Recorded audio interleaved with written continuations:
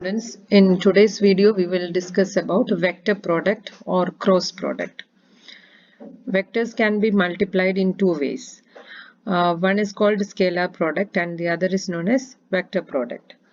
If you are finding scalar product, a dot b, we write the operator is dot, so it is called a dot b is equal to ab cos theta. Similarly, here a cross b is ab sin theta, where a and b are the magnitudes of the vectors vector a and vector b, and theta is the angle between the vectors. This n cap over here shows the direction of the vector. The vector direction can be found out by right hand screw rule, or even a right hand rule also can be used for finding the direction of vectors. In the right hand screw rule, you can see here, if the vector is turned in the direction a to b, the vector resultant, which is equal to c, that is a cross b, is going in this direction. Now if the vector is turned through b cross a direction, that is the vector is turned from b to a, the direction of the screw is downward. So b cross a's direction is just opposite to the direction of a cross b. Similarly, we can use the right hand rule for finding the vector product and its direction. We have to stretch our fingers like the index finger is showing the direction A, the central finger shows the direction of B, then the thumb will show the direction of C if they are stretched mutually perpendicular. Why we call this product as vector product is because when we cross multiply A and B, two vectors, the result will be a vector again. So that is why it's called a vector product. Why it is known as a cross product is because the operator we use is a cross for multiplication. That's why it is known as a cross product. Now in a dot b is equal to ab cos theta, which is called the scalar product, in that the result is a scalar quantity. If two vectors you multiply, the result will be a scalar quantity. The operator sign is a dot, so therefore scalar product is also known as a dot product. Example of a cross product, you can say if we do r cross f, the distance into distance cross force, if you do, we get a vector quantity called torque. If the same quantities, if you do the dot product, we will get work done. So work done is a scalar quantity. When we did the operator dot, we got force and displacements scalar product as work done, and the same distance and force, if you do the cross multiplication, it will give us a torque, which is a vector quantity. The main properties of vector product are if two vectors a cross a, if you multiply by cross, it will be equal to 0. Similarly, orthogonal unit vectors I cross I or j cross j or k cross k, if you do, you will get 0 as answer, because a cross a makes an angle theta which is equal to 0. A cross a is equal to a into a sin 0 we get. So sin 0 is 0, that is why the product is 0. That same thing for I cross I, j cross j and k cross k. Now a cross b is minus of b cross a, that means it is non-commutative. In scalar product, what is so was a dot b, vector a dot b, if you multiply, it will be b dot a.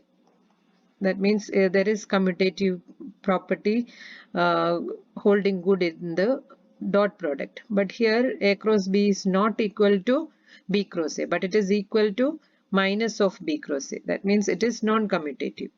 Distributive property is the same as scalar product. Here it is a cross b plus c is a cross b plus a cross c. In dot product, we had a dot b plus c also equal to the same a dot b plus a dot c. Now a vector cross m times b vector, if you do, we get M times A cross B. That is similar to our dot product, like A dot M B. If you are doing, it will be M times A dot B. Now A cross B is equal to 0 means A and B are collinear. That means A and B are in the same direction along the same line, making an angle theta. I cross J is K, J cross K is I, K cross I is J. This we can easily find out by method like you have to put the I vector, J vector and K vector in a cyclic order and give clockwise arrows. Then we can say I cross J is vector K. Similarly, J cross K is vector I. K cross I will be vector J.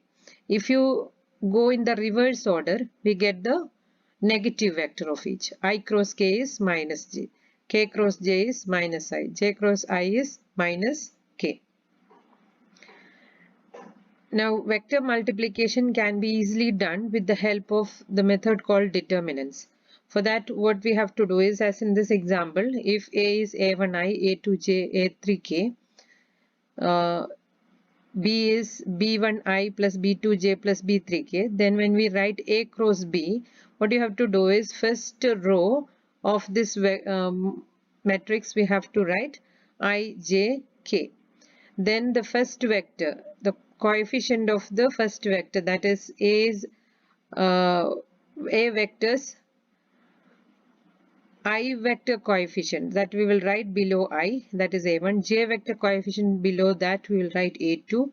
K vector coefficient is A3. Similarly, the next vector in the next row, B1, B2, B3.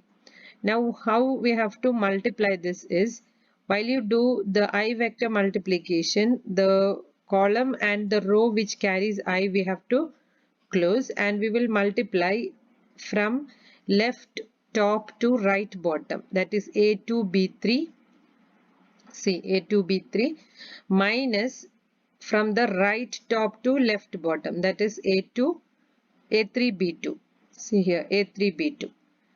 Next is a negative sign you have to put, that is like this, it will go I into A2 B3 minus A3 B2 minus J vector into, so J vector, while you do the multiplication, we will close the column of J and the row containing J.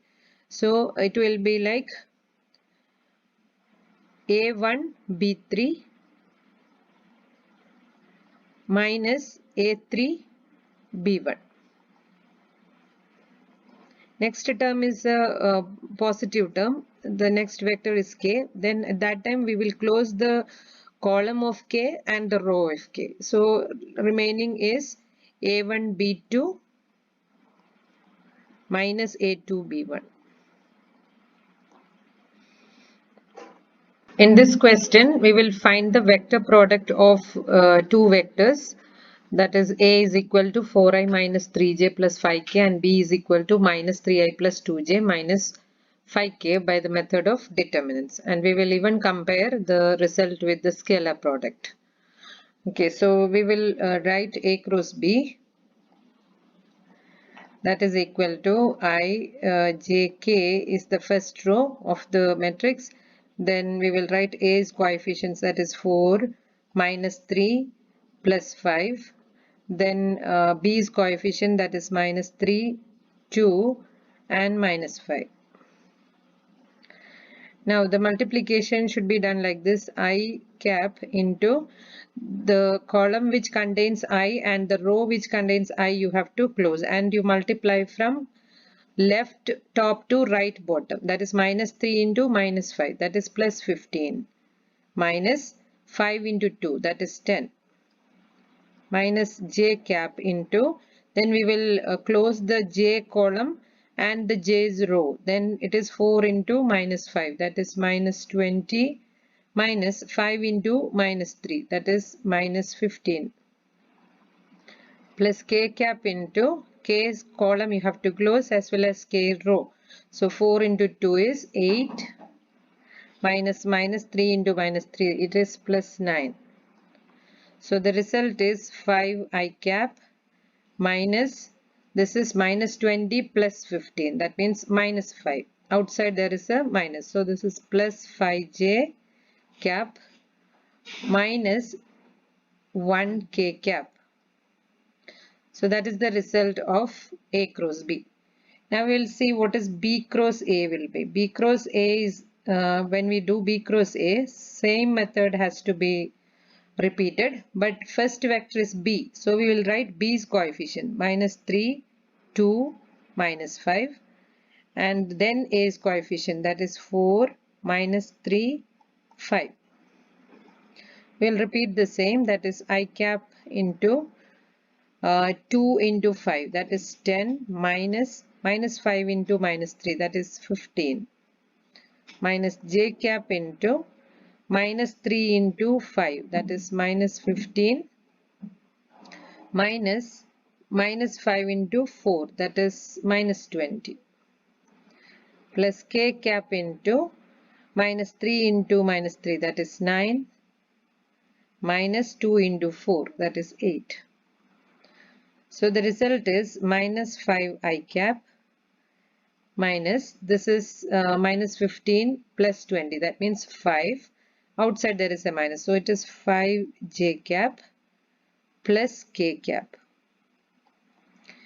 So this is our result of B cross A.